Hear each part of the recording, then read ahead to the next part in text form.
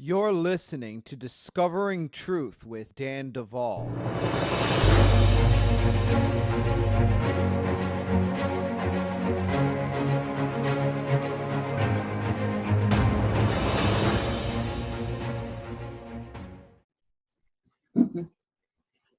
Well, folks, it is time for another episode of Discovering Truth with Dan Duval. I am very excited because today we're going to be talking about a number of subjects, hard-hitting topics, Mengele. We're going to be talking about Tibet. We're going to be talking about shadow people.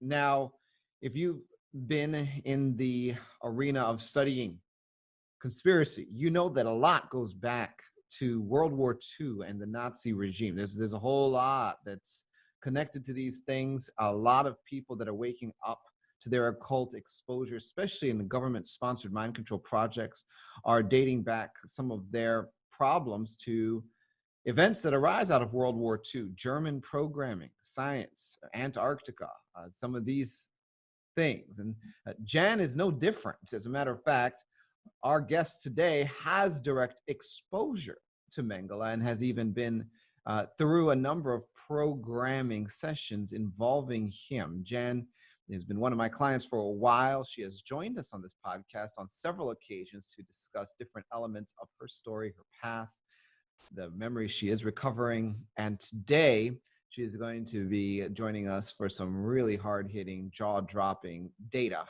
Jan, it is so good to have you back on Discovering Truth with Dan Duval. Thanks, Dan. It's really good to be back. And I just wanted to, first off, I want to thank everybody for the encouragement that you gave me on my last podcast for publishing my book. And I wanted to give you an update that the book has been written, but there are a lot of steps between writing a book and publishing a book. So I'm trying to walk through all those steps now, and I'm learning as I go. So it might take a while, but it is on the way. So thanks, everybody. So I wanted to start this podcast by kind of sharing with everybody some of the ways that I come into a session with Dan. And sometimes the Lord will come to me like the day of my session and give me a download on something that needs to be worked on. And so I just bring that in and we go from there. Sometimes there's a deliverance of some sort that I need that happened through the week and I haven't been able to get clear. And so we'll start out with a prayer of deliverance, and then the Lord will take us into things that are deeper from that. It'll be a springboard. Sometimes there's things left over from the session before, or from 3 months before, 6 months before even sometimes. And then the Lord will bring that up at the beginning of the session, and it will take work that we've done previously and then bring it on forward. And that happens a lot. Sometimes I don't have any idea where we're going, and I just show up, and then Dan always invites Jesus to come on board. And when he's there, then he just starts doing things or saying things, and then we just follow him. Sometimes I have a dream, and this doesn't happen real often, but this a session that I'm getting ready to talk about is one of those times when I had a dream, and I brought the dream into the session. So the dream that I had was some bad people were chasing me. They chased me into this old building. It was very ancient, and it had there was a woman that was on the floor, and she had a baby with her, and her husband was standing nearby, and she was in front of a very, very ancient wall, wooden wall. And I had a knowing from the dream that we were going to go behind the wall. But I also had a knowing that somehow the images of this woman and her baby and the man were a wall of horrific memories that were, I wasn't sure at the time if they were actual memories of events that had happened in my life, or if they were screen memories that were making a wall to keep me from the real memories. And so that's where we started. Wow. Yeah. And folks, let me tell you something. As we get into this, I'm telling you, you're going to have to prepare yourself. I want to set a few things in place as Jan begins to describe what she's going to be telling us. Number one, as Jan speaks, some of her memories and some of the things that we discovered occur in the natural realm, that is in the physical body. But a lot of the things that she describes and remembers and recovers occur in the astral realm, or we could call it just the lower regions of the spirit world. And this can get a little confusing for people if they don't understand, as someone begins to describe certain things, that some things are occurring in the body and other things are not. But when we understand that there are things that occur that are real events, but in the astral realm, it helps us to get a better picture of, oh, I get it now, I understand. And I do know that a lot of what she's about to walk us into occurred in the astral realm, though not all of it. And so with that said, Jan, let's just walk into this. And why don't you describe to us how you got around this wall of trauma memory? Oh, I really like this story. You know, Jesus, one of the things that I've always loved about him the most is his sense of humor. And in the work that we've done, it seems like his humor is coming out more and more and more as I get more and more relaxed with the process. And oftentimes I find out that he will show up in a funny outfit or with some piece of equipment or something that will just make me laugh in the very beginning. And I think he does that because it helps me to relax and actually get into the work. And so this time was one of those times when I originally saw the image of this woman with her baby and the man, there was a lamb. And so when you asked for the Lion of Judah to come in, I saw the Lion of Judah, but I saw the lamb, and I reported that to you. And so you said something about, well, how are we going to get around this wall? Can Jan ride the lamb? And I think you were seeing an image of me on the lamb. Well, I'm seeing an image of this little baby lamb and me on the back of this lamb with my feet dragging the ground. And it just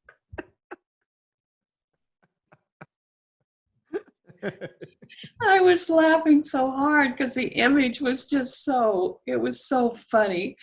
And so I said, well, I asked you because you told me that you were seeing this image. And I said, well, were my feet dragging the ground? And you said, well, no, maybe you were just shrunk. And then you made a crazy comment about, honey, I shrunk the Jan. And then that Okay, and folks, let me just say this. What Jan is describing right now, this is not the astral realm, okay? This is simply inside of her subconscious. So she had the dream, and we come in and we begin to work on it, and we believe the dream is revealing a subconscious structure. So now we're in session, and we are addressing the issue with quite a bit of humor, thanks to Jesus. Honey, I shrunk the Jan. Wow. So I asked Jesus, I said, well, I don't know, Jesus, if I'm supposed to ride the lamb around, I guess you'll figure out a way for me to do it. So I saw this lamb become not a baby lamb, but like a stuffed lamb with wheels under it. So I'm like, okay, that works for me. So I rode the lamb around this old ancient wall. And the first thing I saw was an image of the Garden of Eden. But coming out of the side of the Garden of Eden, there was another realm, another town or another village or something. And I started describing it, and I got the word Shamballa. And I had heard the word Shambhala before, but I really didn't know what Shambhala was.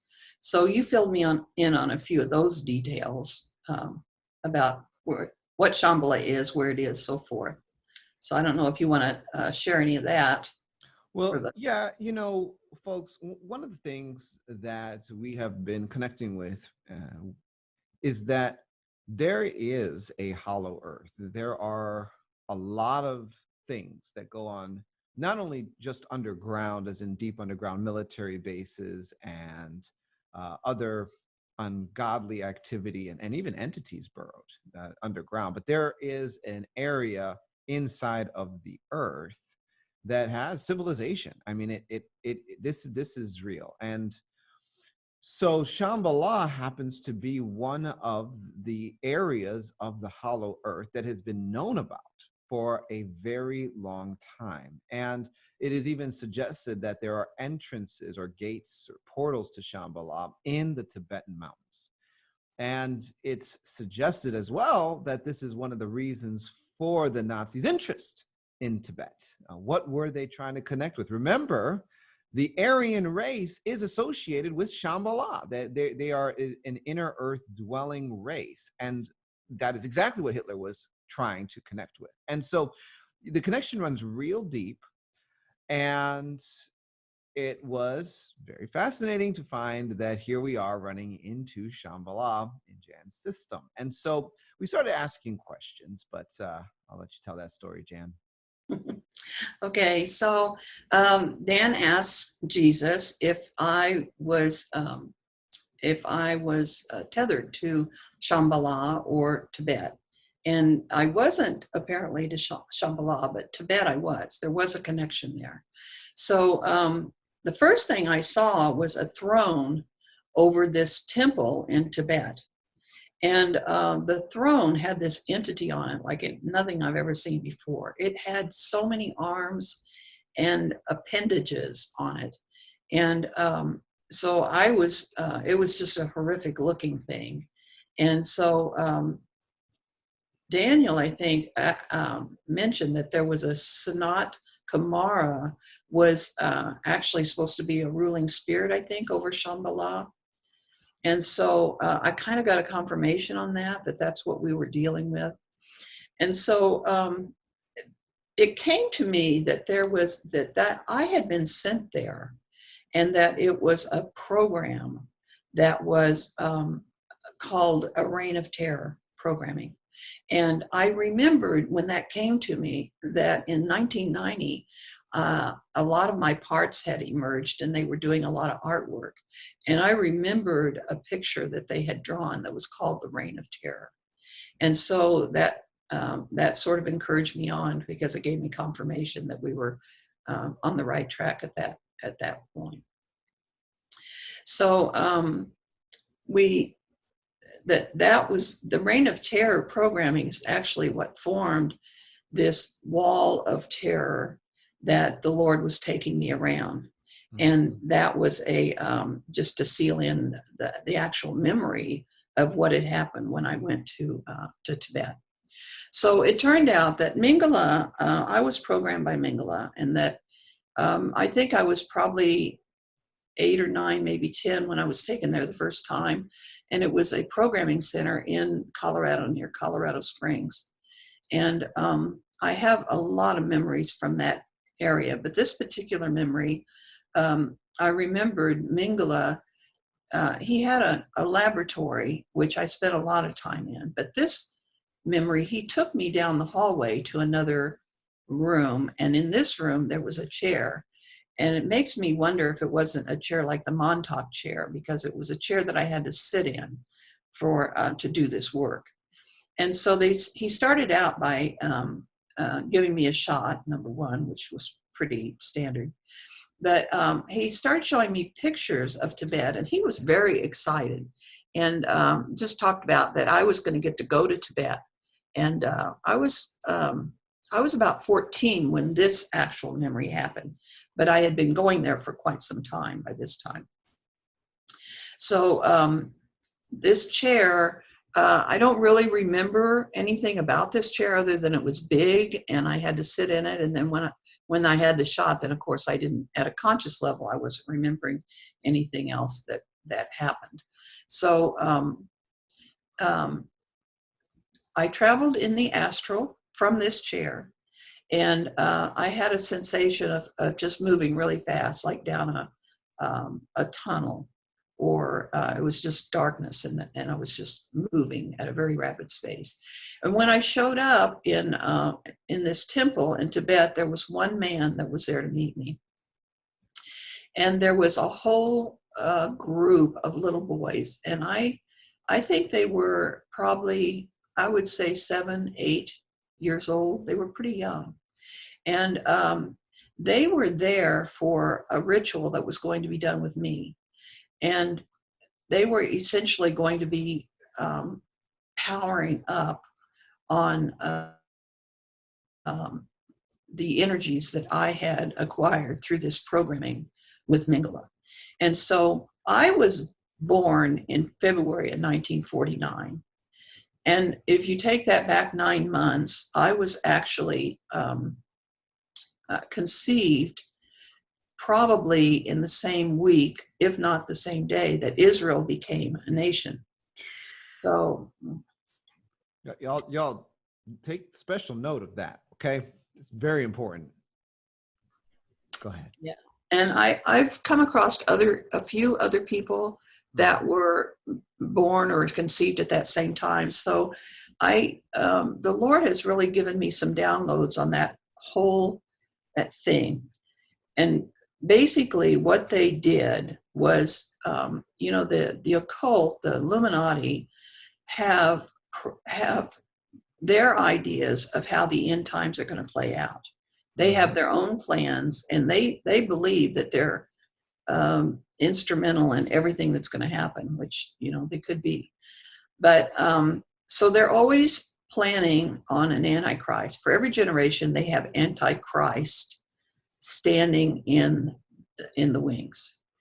They also have brides of Christ standing in the wings. And I think this was the program that I was designed for. And I think it was because of my lineage, because of the bloodlines that I had come from. So the downloads the Lord has given to me on it is that Hitler was so deep into the occult that he achieved a very extremely high status as an occult person. And his status was such that he could actually channel Satan. So when he would breed with women and Satan was on board, it was essentially Satan breeding the women. So they considered the children that were born from those unions as Satan's children. And so that, I believe, is how I came to be. In some of the work I did on my own at home, Mengele, some of the Mengele information came forth of how he showed me later on, when I was older, a sacrifice of a woman that had been bred in this way.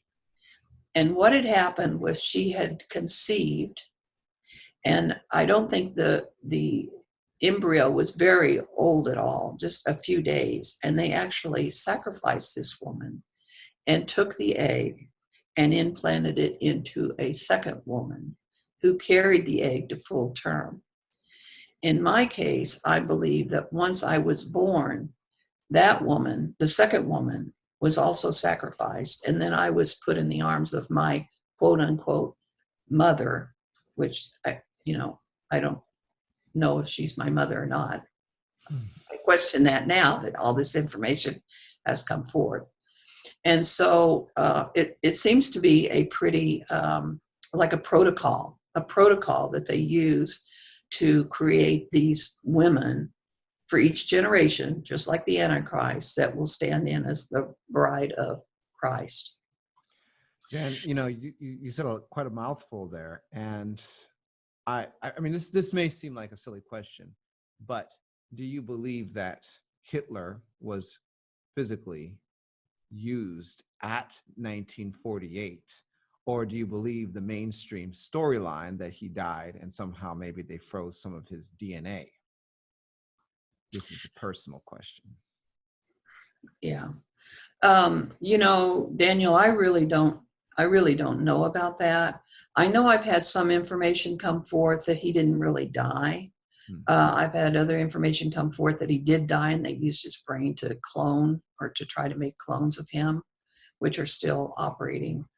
There's also some questions for me personally about when the actual conception took place, in other words, I was conceived in 1948 according to my birth certificate, but I don't know for sure that that wasn't an egg that was frozen or an egg that was kept, or, so I don't know that part.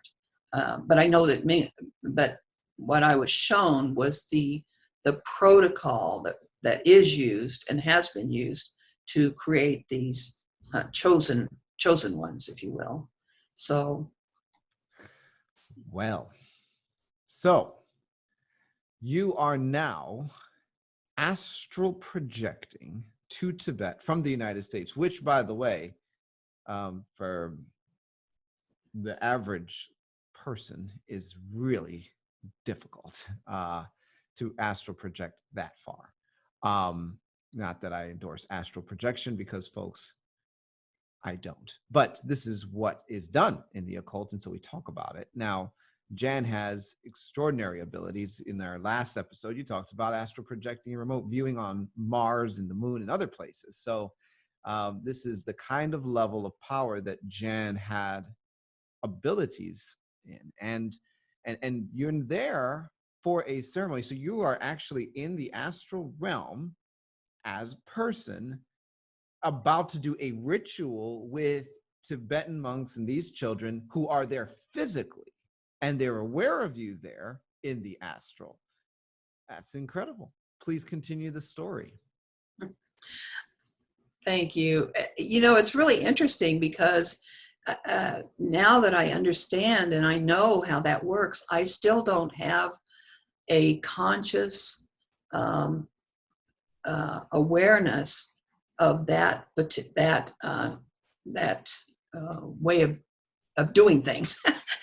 I see in the spirit, and I see my memories in the spirit, and I go in the spirit and see things, but I don't think I've ever actually experienced traveling in the astral at a conscious level. Mm-hmm. So for me, it's still one of those, it's not that I really want to experience that in the conscious level, but it's still out there for me. So you had asked Jesus if I needed to be untethered from Tibet and so forth. And so you started praying, and you prayed for this, the temple, you prayed for Mengele's lab. And the interesting thing was, when you started praying, I saw that lab just exploding. I mean, it just broke into a million pieces. And after that, the Lord kind of gave me a download that lab was actually in the astral, which was interesting because I had done some research on that facility, looking for evidence of that facility on Google Maps. And I had found an imprint in the area where I thought that building stood, but I knew that the building was no longer there. So when I saw it explode, I thought, well, this is really interesting. And then come to find out, this building had actually been kept in the astral, used in the astral, and Mengele had actually worked there in the astral, which for me just adds another whole. I mean, Mengele has a very extensive history in the physical and the astral in America. And I don't know whether we'll ever unravel all of that or not, but it's amazing. Well, and I think that people that are awakening to the knowledge that they have been used in laboratories, manipulated in laboratories, and experimented on in laboratories are running into the brutal reality of trying to reconcile a story that requires an understanding of the lower realms of the spirit or the astral world, because what they are looking for is not going to be found in the physical realm, even though their experiences are very real. I think that this fundamental lack of understanding, this single key, I think has kept a lot of people bound up and locked up, because they can't believe their memories were they to surface, because the physical evidence is lacking, because there is no physical evidence. And we have to begin to come to a just agreement that, look, we're going to look at the whole of creation for what it is, because it is real. God made it, and you know what? Evil has manipulated it, and people have experiences that are legitimately happening in non-physical locations. And I'm so glad that you're able to articulate that. Absolutely. And you know, another part of that is, for me, it's been hard to accept the memories and the information that's come forth because it doesn't match the history that I've been taught. Hmm. And so I think this is a huge schism for survivors, because we have not been taught history as it has really played out. There have been many things that have been hidden from us, these programs, agendas, and so forth. And when you have a memory of something that happened that is not in a history book anywhere, that no one has ever talked about, it's so hard to believe that, because it doesn't match up with the, you know, the party line, so to speak. And so I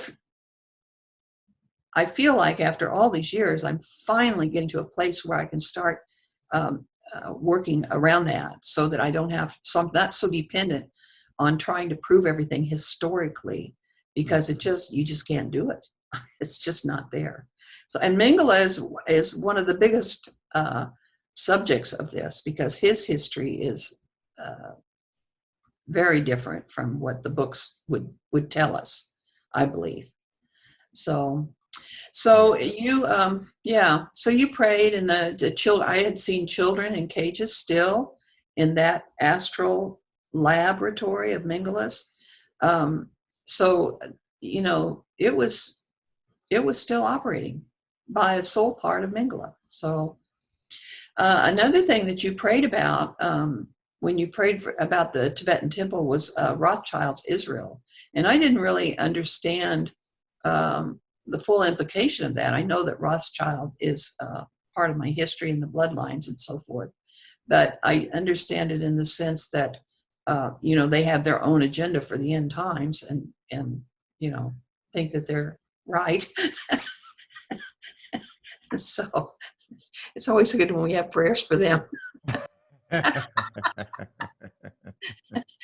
So after all of that, after all that prayer that went on, you asked me if I'd look at the wall again, that ancient wall where we started out. And so when I looked at the wall, originally it didn't have any cracks in it. All the cracks were closed, and the boards were real close together. And now I could see cracks in these boards, between these boards. So you suggested that I might want to look through there and see what I could see. And I thought we were finished. I was ready to sign off, goodbye, see you next week, you know, blah, blah. And so when I looked through the cracks of these boards, I could see this beautiful valley. And it was just mountains and hills and grass and beautiful, beautiful landscape and castles. Oh man, here we go. Castles. So as soon as I said castles, you flew into prayer again. And I had parts from all these rituals that had been done in Tibet. And I think it wasn't just one trip. I think I was there many, many times. And so these castles were just full of my parts. And so Jesus just started emptying them out. And I could see from way off in a distance, I could just see all these kids. And coincidentally, they turned out to be about 14, which is the age I was when I went to this, on this original trip to Tibet.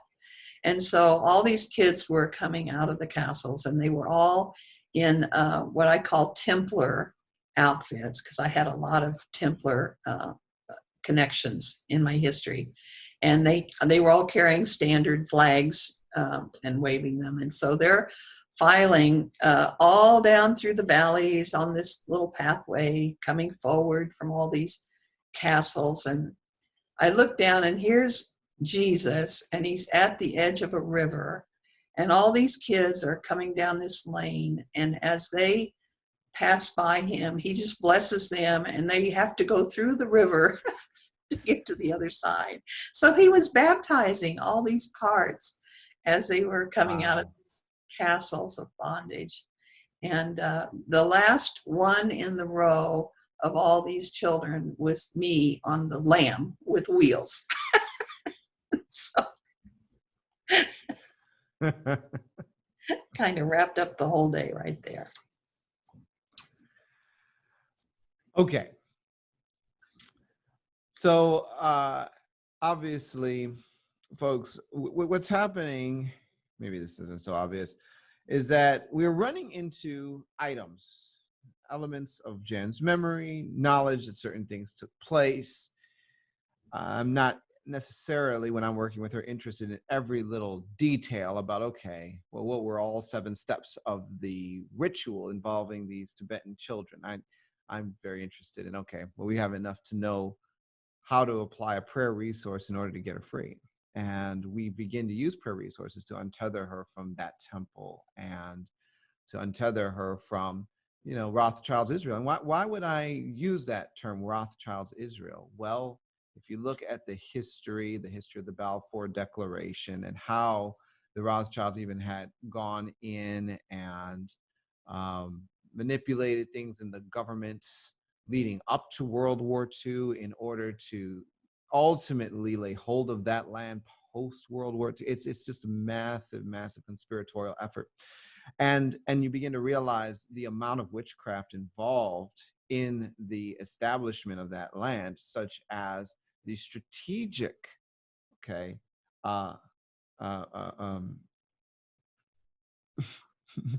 rituals and children being either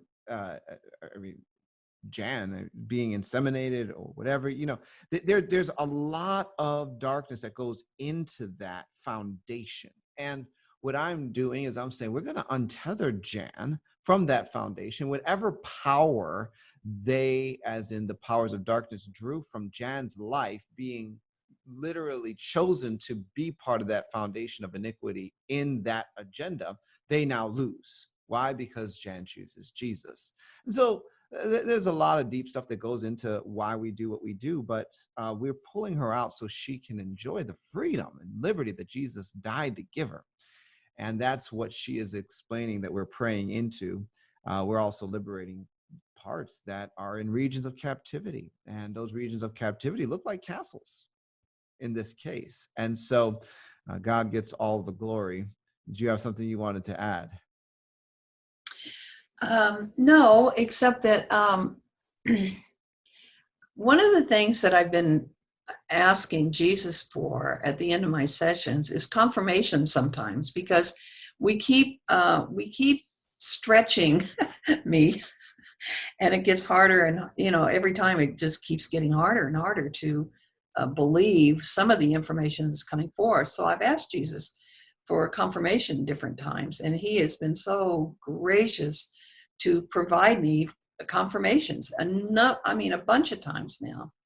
But on this particular session, I had, about 3 days before the session, I had gone with a friend to a thrift shop, and I came across a bunch of flags on a string, and I recognized them as Buddhist prayer flags.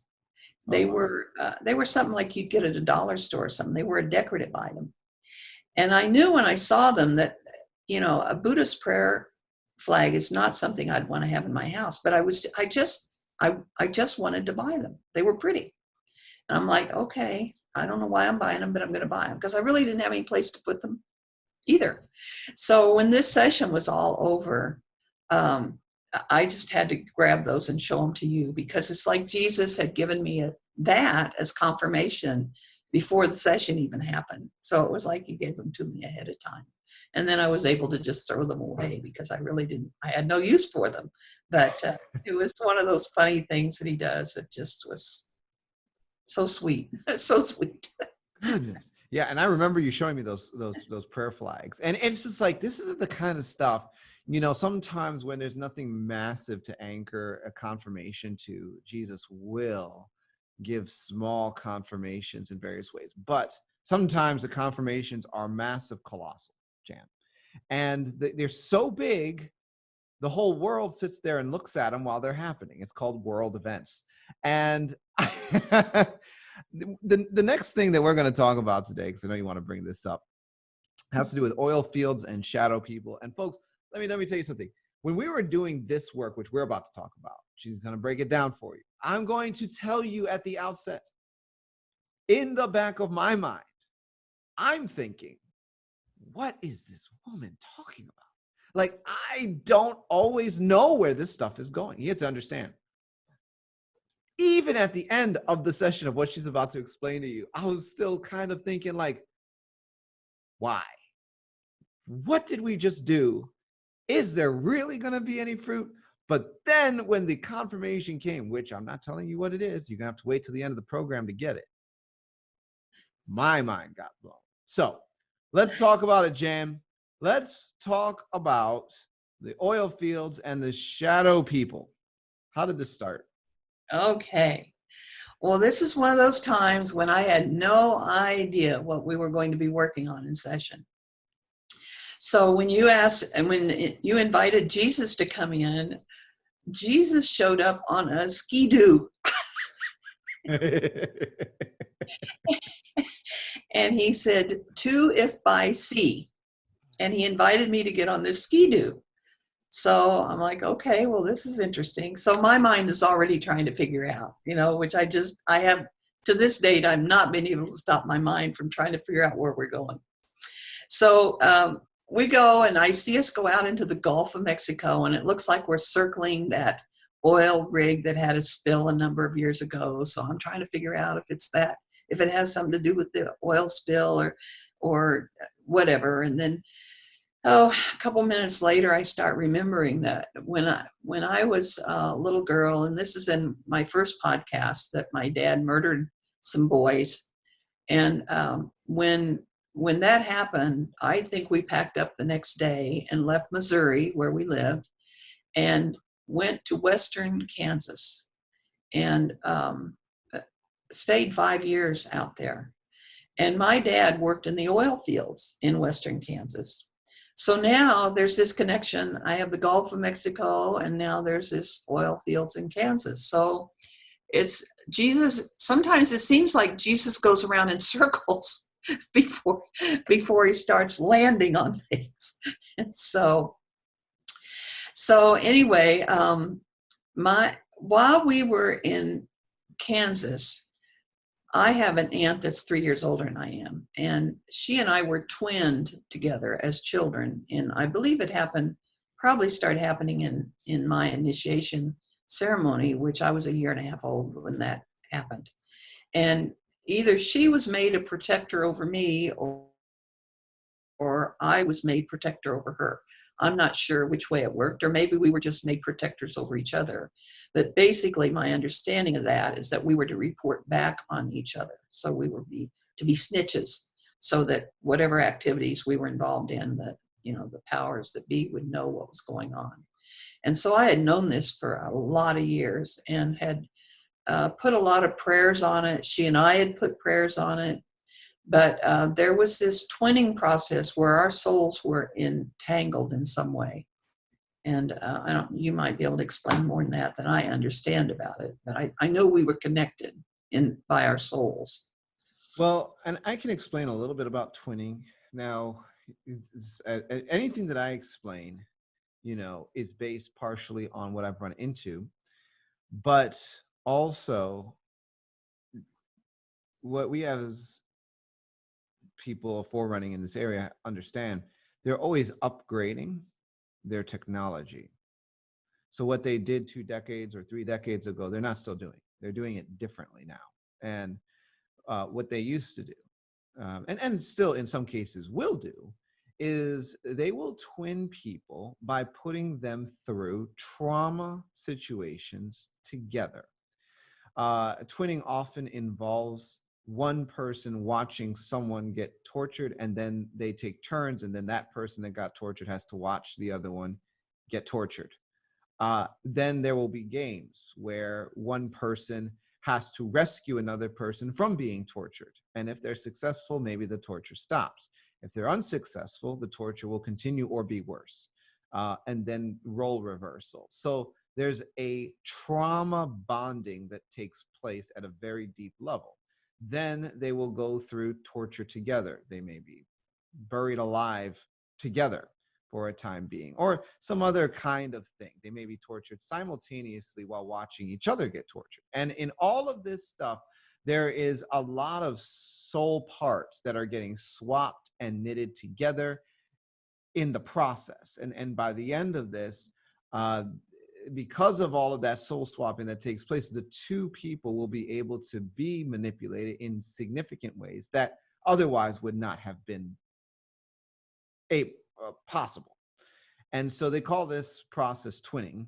Of course, they can do this with virtual reality. They can do this with frequencies, sounds, tones, brain mapping involved. There's a lot more high-tech stuff that they are using now, digital twins, quantum computers to do twinning that they didn't used to. So with that said, go ahead.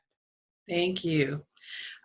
So when we moved to Kansas, my dad got this job in the oil fields, and he worked for a guy that owned this oil company, and we actually ended up living on his land. And so I never really knew if my dad knew anything about him or the town that we lived in or anything, or if that was just happenstance.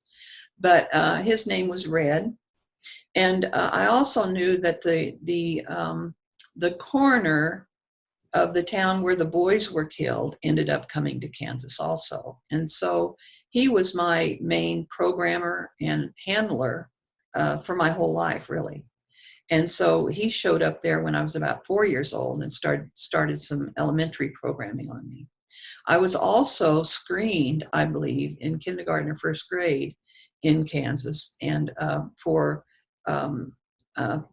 parapsychology, for special giftings and so forth. So I think that may have been where I got into where I was identified by the like CIA or whoever Mengele was working with at that time. I actually believe that I encountered Mengele when I had my tonsils out when I was 5, and I was taken to a back room of the hospital by a man, and I believe now it was Mengele, and he put like a halo, I would call it a halo, on my head, and it was charged with some sort of energy. And so I don't know 100% if that's where I first encountered him, but I suspect that I might have first encountered him there. And I know that this doctor from my hometown and Mengele had this relationship over a lot of years, and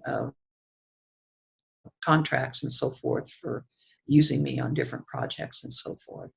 So as Jesus is just sort of walking me into this history of living in Kansas and my dad working in the oil fields, my mother had told me that he was drunk a lot when we lived there, and she would have to haul him out to the oil rigs and so forth. And so Jesus started giving me some downloads about that time, about these shadow people. Mm-hmm. And I remember the first thing that happened was I remembered when I was doing the work on my aunt and I and our twinning, I had these pictures that were drawn by my parts, and they were shadow people. They were figures of me, I thought, and they were back to back. They would stand back to back, they would sit back to back, and they were just all in just dark black crayon. And I never knew what that was all about, but I had a lot of the pictures. There were several of them. And so I knew that they were shadow people. So Jesus started downloading this information about the oil fields. Apparently have legends about shadow people. And it's something that people in the oil fields see on a fairly regular basis, I guess. And my dad, if he was drunk a lot, I could see where he might see them, whether they were there or not, but apparently he did see them. And so The story was, the legend by the oil field people was that these shadow people got separated at some point, and they were always looking for their twin. So if you saw a shadow person, it's because he was searching for his twin. And so that was the legend of them. Then they developed rituals that they did as on top of these legends. So they used the legend as a foundation, and then they developed these rituals, and the rituals ended up being a way that they could develop blood brothers within the brotherhood of the oil field, if that makes sense. So the download about my dad was that he encountered this shadow people while he was drunk, and he actually made a contractual agreement with this oil company owner, Red, he basically sold my aunt and I into this bondage, and so ended up being a trading floor for my souls of my aunt and I. So the ritual apparently was done so that with one shadow person in my aunt and one shadow person in me, because we already had this twinning program foundation, it was a way for these shadow people to connect. And so that was the whole idea, was that there was a connecting going on because of our souls being already connected through the twinning. So you asked Jesus about what they are. What are the shadow people? And so Jesus started giving me not the information from my history, but more the information from who they actually are. And so he said that they were entities that were separated during the fall. They started out as one, but because of the fall, they were split. They were separated. And one part of the entities lived between the 4th and 5th dimensions, and the other part lives between the 7th and 8th dimensions. And they reach out to try to connect with each other through the 5th and 7th dimensions. So they're in essence, they're trapped in these dimensions. And so he told me that this happened, and they lived actually in the oil fields of the earth. So they came from that time when the oil fields were developed, and they actually travel through the oil in the earth was their sort of mode of travel. And so I thought that was kind of interesting that he brought that up.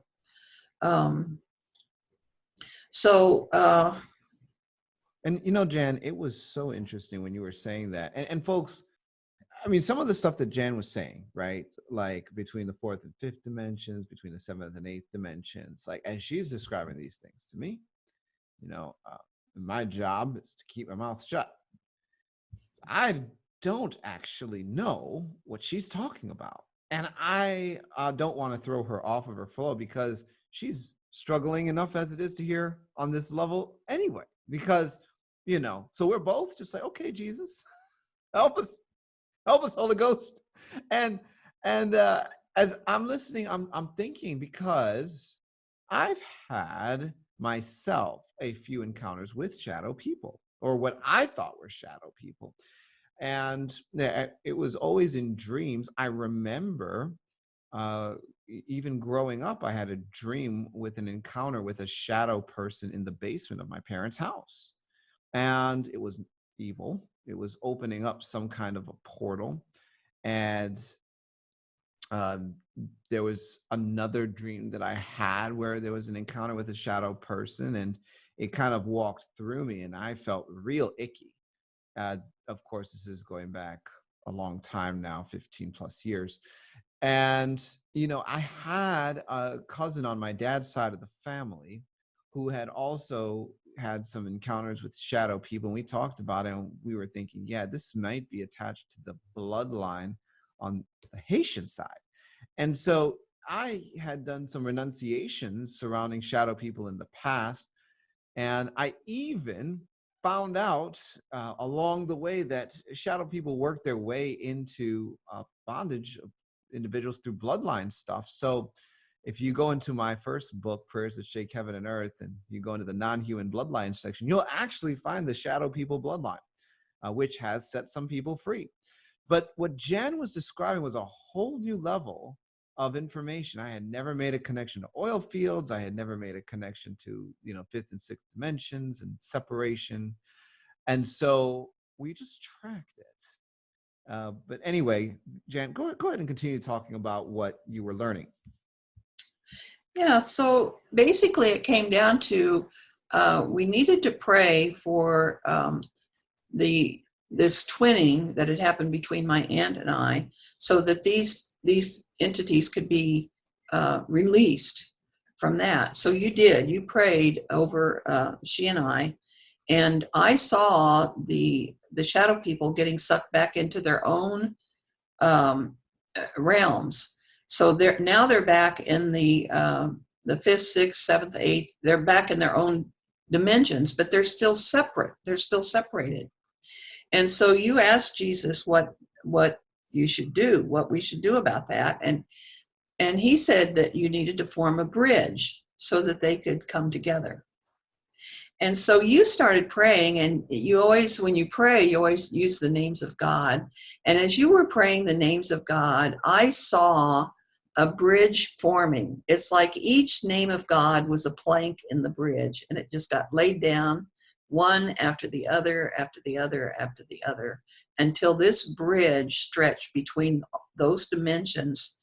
And those shadow people came together on that bridge. And they were black. They were totally black when they were in their own dimensions. And when they met in the middle of that bridge, they turned to light. They turned to light. And Jesus had angels just come and escort them off to wherever they go. I don't know where they went. But it was the most amazing thing to watch, that they were light beings. And then we asked the Lord about that. And he confirmed that they were originally light beings. And during the fall, when they were separated, then they were used by magic. And it was the magic that I saw on them that made them into the shadows, to make them into dark entities. And so, for however many eons they've been used as subjects of magic and strongholds and building rituals and so forth on them. And so that was just an amazing thing to see, and to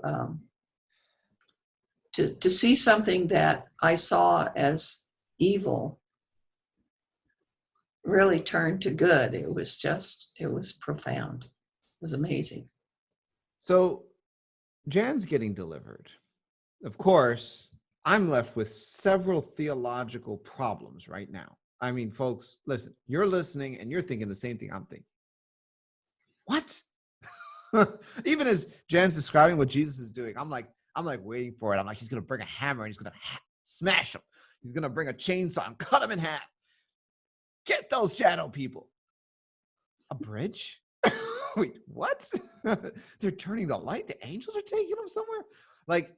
So I'm actually not in charge right now. Jesus is doing this. Probably because he knows that I don't know his heart in the matter. I am actually on the outside of knowledge that I'm beginning to minister into. And what we're learning is that we don't know everything, right? And as Christians, we think we're so smart.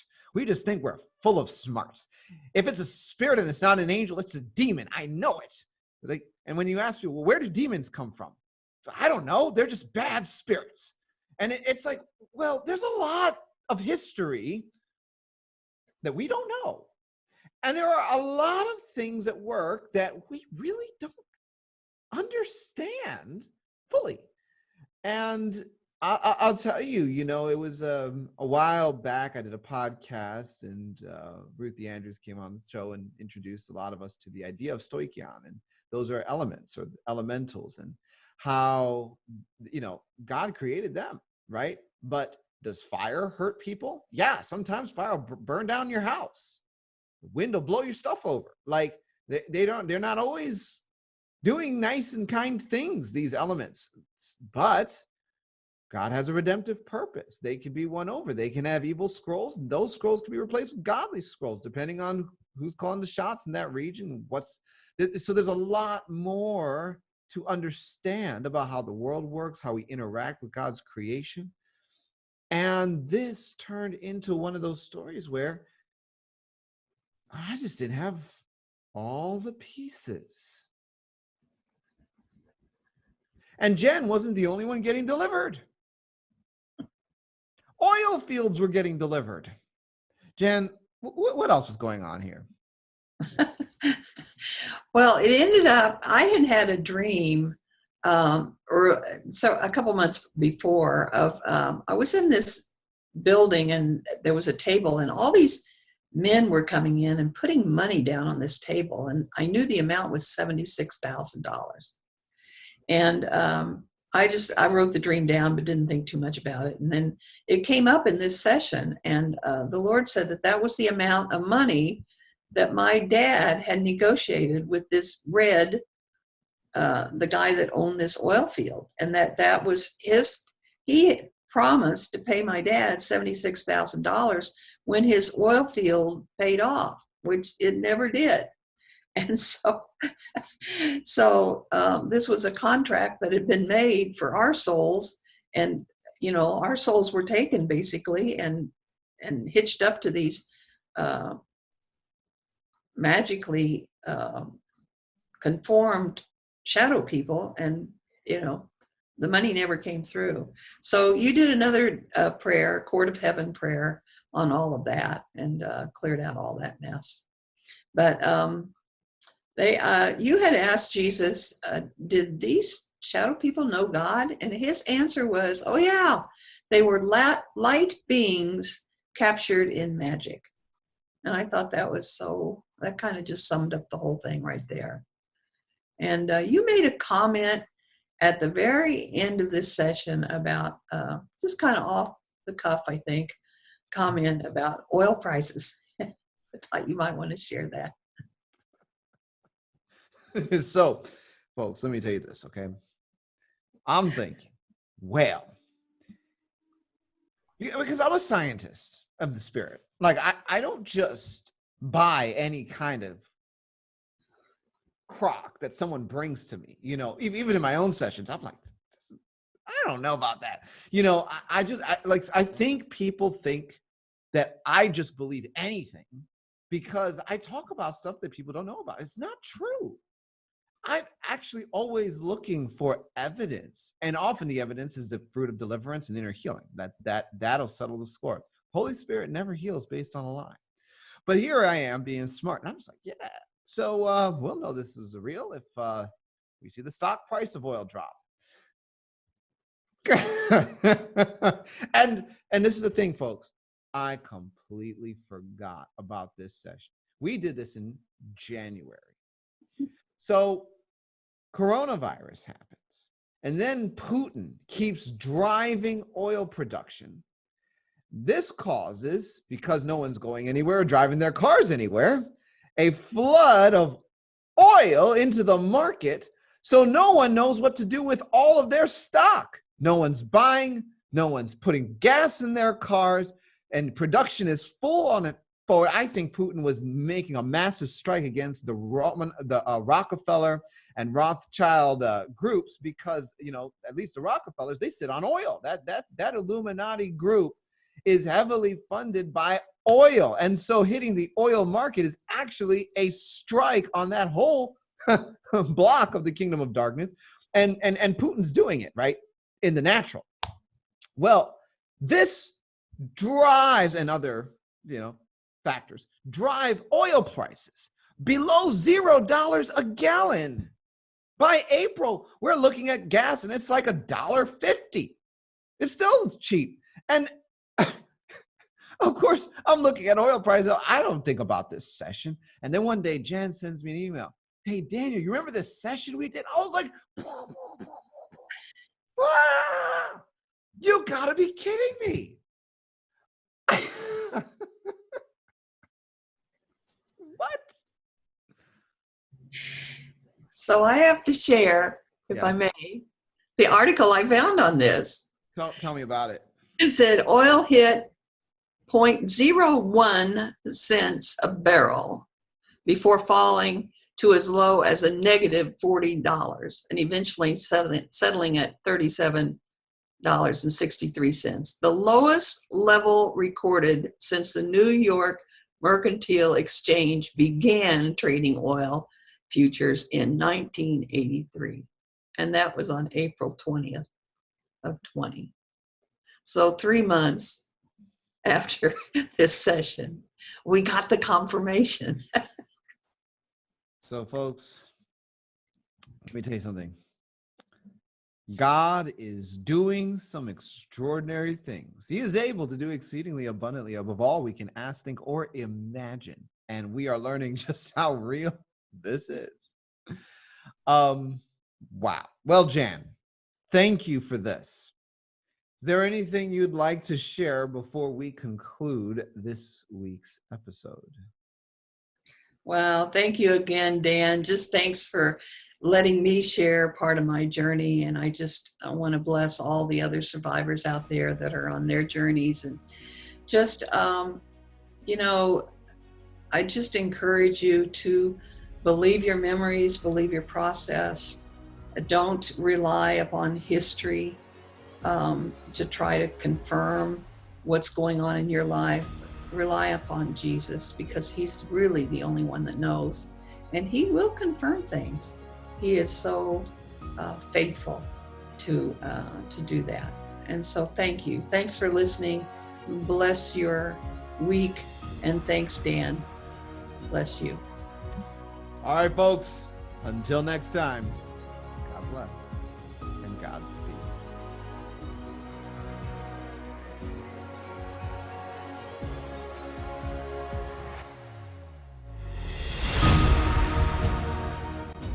You've been listening to Discovering Truth with Dan Duval. Be sure to subscribe to our channel, like our video, and share this with friends. This podcast is a production of Bride Ministries International. Visit our website at brideministriesinternational.com to enjoy the Bride Ministries Church, the Bride Ministries Institute, free resources, and to support us financially.